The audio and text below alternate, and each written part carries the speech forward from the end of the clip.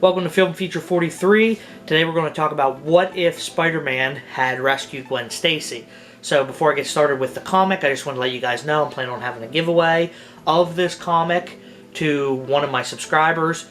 How I'm going to determine who is going to get the comic is out of, once I get 1,000 subscribers, out of those 1,000 subscribers, I'm going to put a video up with details on how you can enter to win the comic.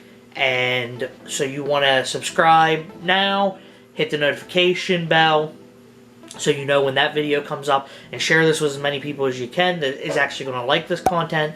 And once we reach 1,000 subscribers, then I'll host the giveaway. So let's get into the comic. We start this comic out with Peter moping about on top of a building, and we get kind of a previous on section where we see the night that Gwen Stacy died. If you're not familiar with that, it's kind of a mashup of the Sam Raimi bridge scene with Mary Jane being thrown off a bridge and the clock tower scene from Amazing Spider-Man 2 where Gwen Stacy actually dies, and you get that kind of a mashup. We don't see what happens afterwards, which in the original comic is Spider-Man goes after Green Goblin and is essentially fighting to kill the Green Goblin, and the Green Goblin's glider flies into him and kills him, as we kind of see in the first Sam Raimi Spider-Man film.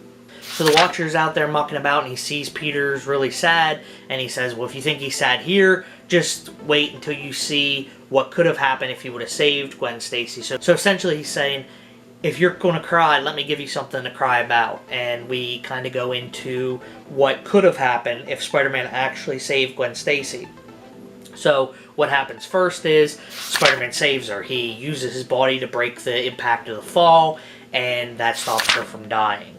They live, and Peter gets her off to the side and revives her, essentially, and she wakes up and says, oh, you're Spider-Man, you're the person who killed my father, which in the comic books, Gwen Stacy blamed Spider-Man for killing Captain Stacy before she actually died. And then he explains himself, and right there on the spot, after the traumatized state that she's in, he asks her to marry him, and she says yes, which I feel is kind of a dirty move. Somebody just almost died, and you immediately ask them to marry you, but that's what happens, and they seem happy, so they go on about their lives.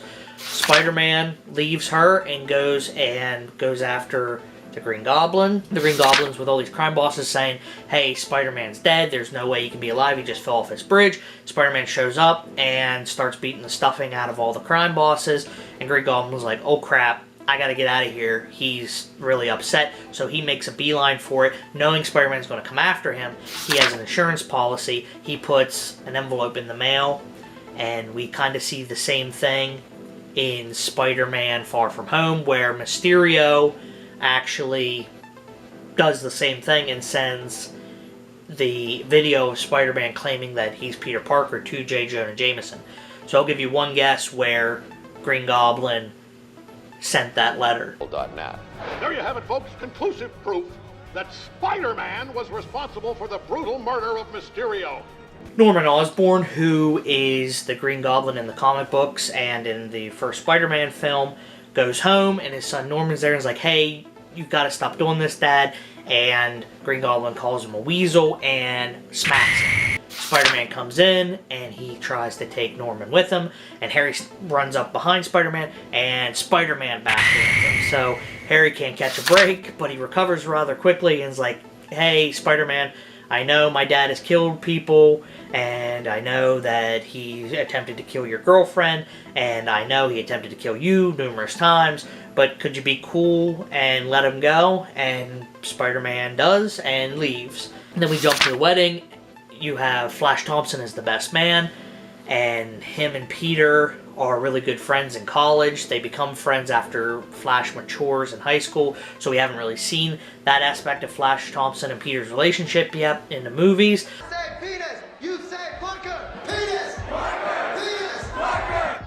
But he's the best man in the wedding, and he makes a joke about how he's going to still try to get Gwen to leave Peter for him, which I guess is taken as a joke. And Peter says, well, I'm going to have my wife dusted for fingerprints after the wedding, which is a very extremely odd joke, but that's their relationship, I guess. And we keep going on with the ceremony. And then all of a sudden, who would it be? Did you guess that the Green Goblin sent J. Jonah Jameson the letter? Because if you did, you're 100% correct. He busts in with the cops. And the cops come in saying, "You're Spider-Man." And Aunt May, who kind of looks like the Crypt Keeper, who's on the edge of death, faints because she didn't know that her nephew was Spider-Man. And Spider-Man goes to tend to her, and the cops pull out their gun. Oh. Anyway, I started blasting. Bang! Bang! Spider-Man jumps out the window, and the cops still are shooting. They have to be told by Gwen to stop shooting because somebody's going to get hurt. And Robbie and Gwen kind of give the business to J. Jonah for being a jerk. You get the Watcher come back out and say, "Yep, I told you so. See, now he's going to be on the run for the rest of his life, and he's never going to be happy." One thing that I find very odd about this time period of comic is that we actually kind of get a end credit scene of sorts, like we would get with an MCU film. It's an ad for Hostess Pies, and it's actually Iron Man stopping a bank robbery by sending in Hostess Pies that the bank robbers can't resist, and they drop their weapons, they go get it, and then Iron Man comes in and cleans them all up. And one of the lines is, "I told you we shouldn't have dropped our weapons." So you even get the weird advertisements and the end credit scenes even in a comic book from the 1970s. That's the comic. I'll see you in the next video.